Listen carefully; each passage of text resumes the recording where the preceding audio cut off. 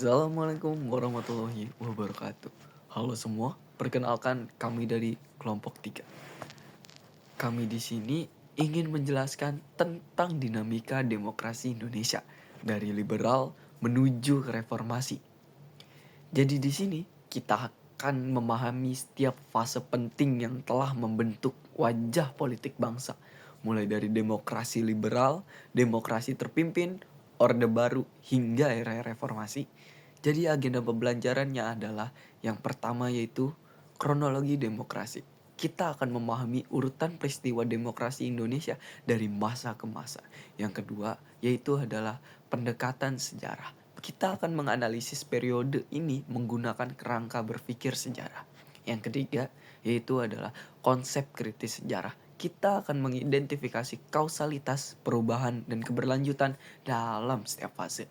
Yang keempat adalah diskusi kelompok, membahas implikasi dan pembelajaran dari dinamika demokrasi Indonesia.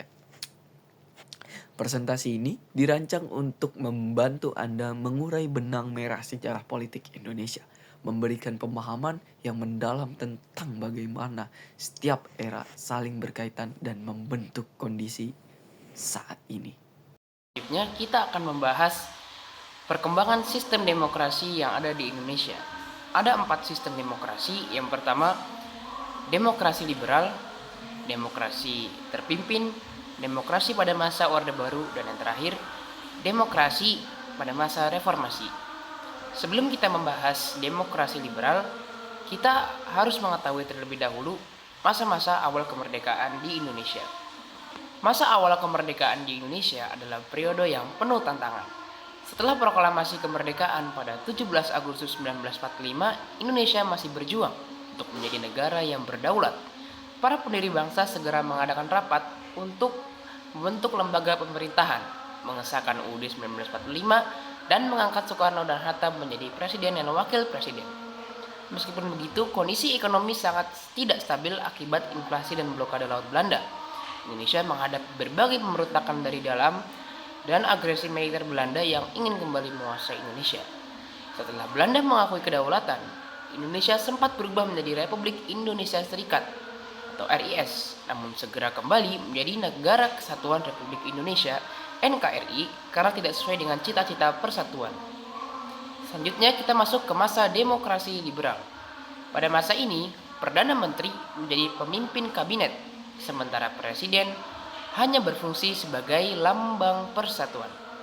Landasan hukum yang digunakan adalah UUD sementara 1950. Kondisi politik dan keamanan sangat tidak stabil karena seringnya terjadi persaingan antar partai dan pergantian kabinet.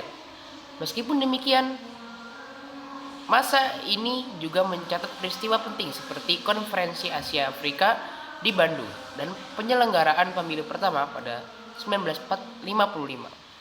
Kemudian pada 5 Juli 1959, Presiden Soekarno mengeluarkan dekret presiden yang mengawali demokrasi terpimpin. Sistem ini menempatkan seluruh keputusan pemerintahan terpusat pada pemimpin negara yaitu Presiden Soekarno dan kembali menggunakan UUD 1945 sebagai landasan hukum. Pada masa ini, Irian Barat berhasil menjadi bagian dari Indonesia. Namun terjadi juga penyimpangan UUD seperti pengangkatan presiden seumur hidup. Di sisi lain, ekonomi semakin memburuk dan peristiwa G30 SPKI pada tahun 1965 semakin memperkeruh situasi politik. Ini membawa kita ke masa Orde Baru yang dimulai dengan Super Semar atau Surat Perintah 11 Maret yang dikeluarkan Presiden Soekarno kepada Lejen Soeharto. Periode ini berfokus pada stabilitas politik yang diwujudkan dengan normalisasi hubungan dengan Malaysia. Kemudian kembali menjadi anggota PBB serta mempelopori pembentukan ASEAN. Dari segi sosial, pemerintah menjalankan transmigrasi untuk pemerataan penduduk dan keluarga berencana untuk mengendalikan pertumbuhan. Di bidang ekonomi, fokusnya adalah mengatasi inflasi dan membangun melalui program pembangunan 5 tahun atau PELITA. Terakhir, pada masa reformasi, periode ini dimulai setelah demonstrasi besar-besaran akibat pembangunan yang tidak merata, krisis ekonomi tahun 1997, dan praktik korupsi. Puncaknya, Presiden Soeharto mengundurkan diri pada 21 Mei 1998 dan digantikan oleh B.J. Habibie. Sejak saat itu, terjadi perubahan besar seperti pelaksanaan otonomi daerah, amandemen UUD sebanyak 4 kali, pembatasan masa jabatan presiden, dan pemilihan presiden secara langsung oleh rakyat. Nah, selanjutnya kita akan membahas konsep berpikir yang digunakan dalam penelitian sejarah perkembangan demokrasi di Indonesia. Nah, konsep berpikir yang digunakan adalah konsep berpikir diakronis. Apa sih konsep berpikir diakronis? Diakronis adalah konsep berpikir yang menyempit dalam ruang dan melebar dalam waktu. Dalam hal ini, kita fokus pada satu topik, yaitu demokrasi di Indonesia, dan menelusurinya secara mendalam dari waktu ke waktu. Tujuannya adalah untuk melihat kesinambungan, perubahan, dan keterkaitan sebab akibat dari setiap peristiwa yang terjadi. Kesimpulannya, jadi mengapa menggunakan diakronis? Karena setiap peristiwa tidak berdiri sendiri. Contohnya demokrasi liberal menyebabkan demokrasi terpemimpin, yang kemudian memicu munculnya Orde Baru, dan pada akhirnya Orde Baru berujung pada era reformasi. Dengan memahami konsep diakronis, kita bisa melihat bahwa sejarah bukan hanya sekumpulan tanggal dan nama, tapi sebuah rangkaian peristiwa yang saling terhubung dan membentuk alur cerita. Aspek kausalitas dalam sejarah demokrasi Indonesia. Hubungan sebab akibat adalah kunci untuk memahami mengapa transisi demokrasi terjadi.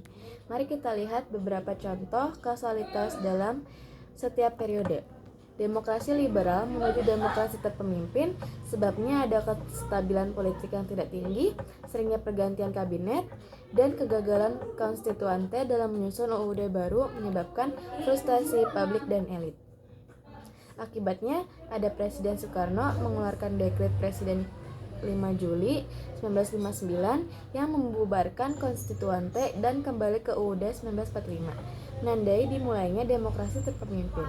Lanjut, ada demokrasi terpemimpin menuju Orde Baru, sebabnya itu ada peristiwa G30 SPKI dan gejolak politik pasca peristiwa tersebut menyebabkan hilangnya kepercayaan rakyat terhadap kepemimpinan Soekarno dan ketidakmampuan pemerintah mengendalikan situasi. Lanjut ke akibat dikeluarkannya Super Semar yang memberikan kekuasaan daripada Soeharto untuk memulihkan keamanan yang kemudian berujung pada pengukuhan kekuasaan Orde Baru. Selanjutnya adalah perubahan, yaitu transformasi politik dan sosial. Setiap era demokrasi membawa perubahan signifikan dalam sistem politik, ekonomi, dan sosial masyarakat Indonesia. Perubahan-perubahan ini seringkali mencerminkan adaptasi terhadap tantangan baru atau respons terhadap kegagalan masa lalu. Yang pertama adalah multipartai ke sentralisasi kekuasaan, yaitu pergeseran dari sistem multipartai dinamis demokrasi liberal ke penguatan kekuasaan eksekutif dan pembatasan peran politik, demokrasi terpimpin dan Orde Baru. Pergeseran yang kedua adalah pergeseran orientasi ekonomi, yaitu perubahan dari ekonomi terpimpin yang lebih sosialis ke orientasi ekonomi pasar yang lebih terbuka selama Orde Baru, dan selanjutnya ke liberalisasi ekonomi yang lebih luas di era reformasi.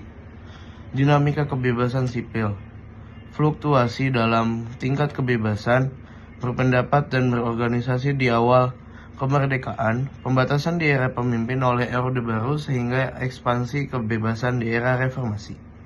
Selanjutnya kita akan membahas keberlanjutan elemen antar bertahan. Meskipun sudah banyak perubahan, ternyata ketiga aspek ini masih berlanjut dan membangkitkan bangsa Indonesia loh. Yaitu ada 1. Bhinneka Tunggal Ika. Prinsip yang sangat penting untuk menjaga persatuan antar agama, suku, dan budaya. Yang kedua adalah Negara Kesatuan Republik Indonesia atau NKRI. Suatu konsep negara kesatuan yang harus dipertahankan sebagai bentuk negara. Yang ketiga adalah ideologi Pancasila, menjadi dasar negara dan pandangan hidup bangsa. Selanjutnya adalah demokrasi Orde Baru menuju reformasi. Krisis ekonomi yang melanda Asia pada tahun 1997 sampai 1998, dia menjadi katalisator utama untuk mempercepat tuntunan informasi di Indonesia.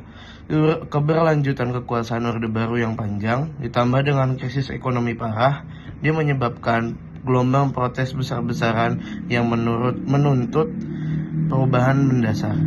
Demonstrasi mahasiswa dan tekanan politik dari berbagai elemen masyarakat yang mencapai puncaknya pada Mei 1998. Dia memaksa Presiden Soeharto mundur dari jabatannya. Peristiwa ini menandai dimulainya era reformasi, sebuah periode di mana Indonesia berusaha membangun sistem demokrasi yang lebih transparan, akuntabel, dan partisipatif, serta menata kembali institusi negara. Selanjutnya, saya akan menjelaskan pelajaran penting dari sejarah demokrasi Indonesia dan langkah selanjutnya. Nah, sejarah demokrasi Indonesia memberi kita cermin untuk belajar masa lalu. Setiap zaman punya tantangan politik sendirinya. Jadi, membangun demokrasi itu proses yang kompleks. Perubahan juga tidak lepas dari peran rakyat dan institusi negara. Intinya, mari kita ambil pelajaran dari sejarah agar demokrasi Indonesia semakin baik ke depannya.